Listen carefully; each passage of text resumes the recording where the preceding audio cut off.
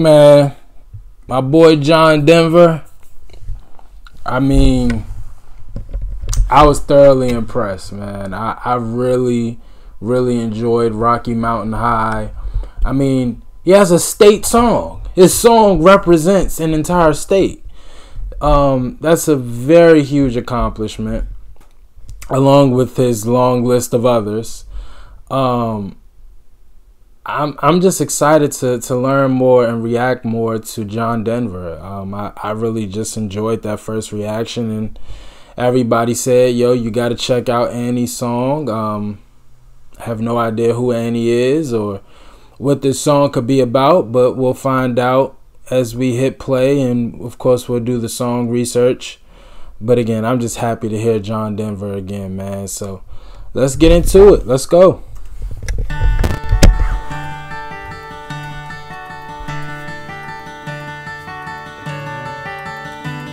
You fill up my senses like a night in a forest, like the mountains in springtime,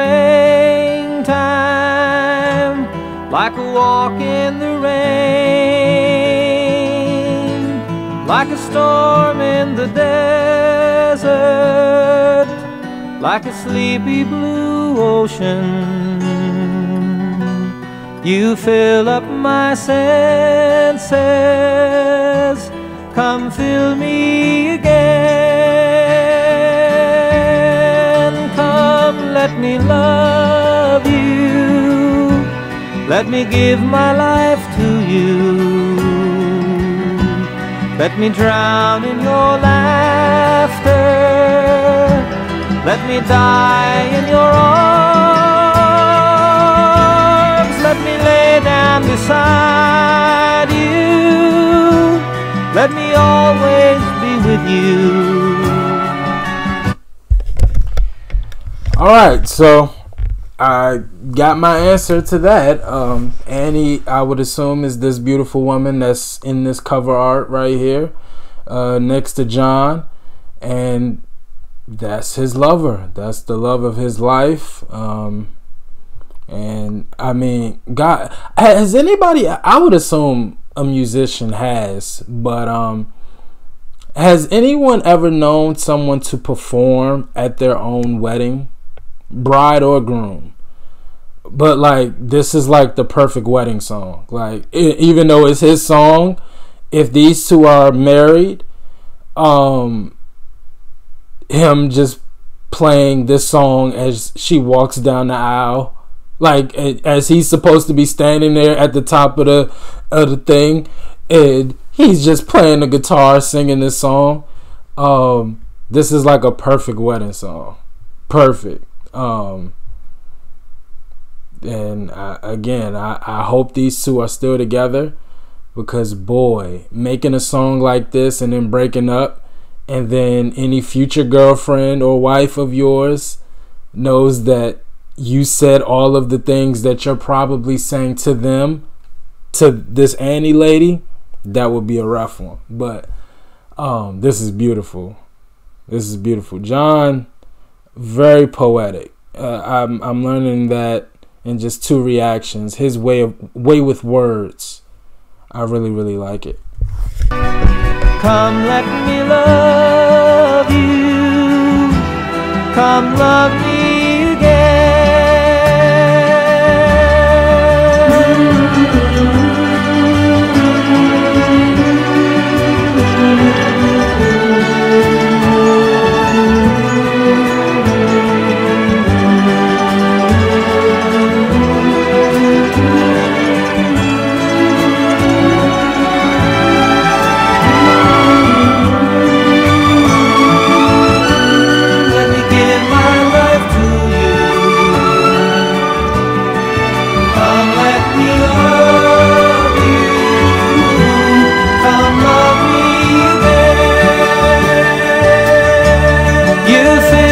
My senses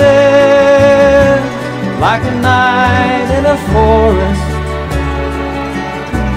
like the mountains in springtime, like a walk in the rain.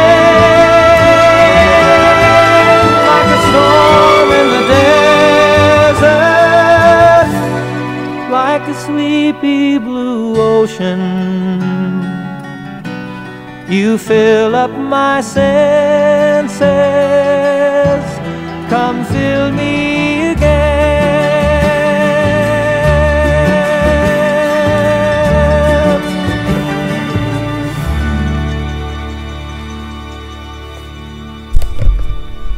Beautiful. Now I gotta figure out, like, now it's like, it's almost like annoying me. Like, I gotta find out if they're still together. I hope so. Because to say all of this, what he just said, and then to break up would be like, it wouldn't be the first time I've heard it, but I mean, okay. It's a song written and recorded by American singer-songwriter John Denver. The song was released as the lead single from his 8th studio album, Back Home Again. It was the second #1 song in the United States, occupying that spot for 2 weeks in July 1974. Damn, so not only was it a song, but it was a hit. Smash hit. Also went #1 on the Easy Listening chart. Billboard ranked it number 25, the 25th song for 1974. It went to #1 in the United Kingdom, where it was Denver's only major hit single. 4 years later, an instrumental version also became Flawless James Galway's only major British hit.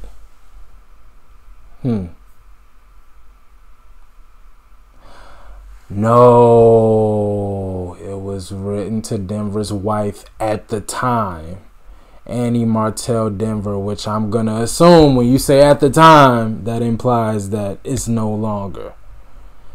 Damn. Denver wrote this song in July 1973 in about 10 and a half minutes one day on a ski lift to the top of the Aspen Mountain in Aspen, Colorado, as the physical exhilaration of having just skied down a very difficult run and the feeling of total immersion in the beauty of the colors and sounds that filled all senses inspired him to think about his wife. Annie Denver recalls the beginnings. It was written after John and I had gone through a pretty intense time together, and things were pretty good for us.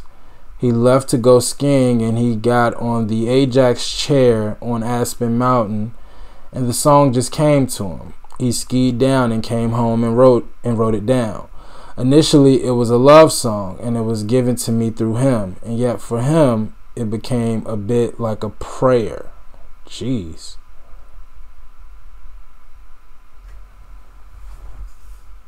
I mean, I feel so bad because they're not together. Now I want to know why they broke up.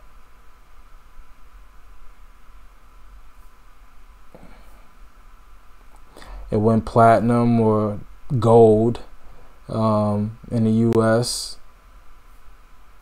Okay, now, I'm sorry. I got to figure out how they broke up. I got to figure it out.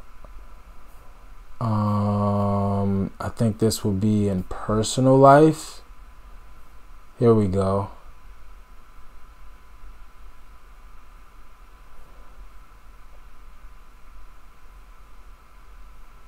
They lived in Edina, Minnesota from 1968 to 1971.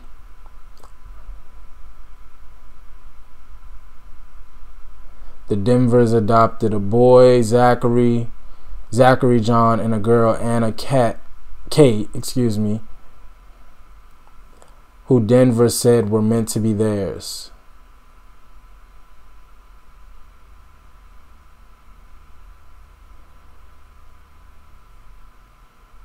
Denver and Martell divorced in 1982.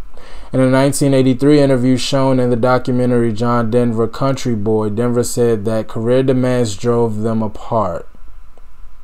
Damn.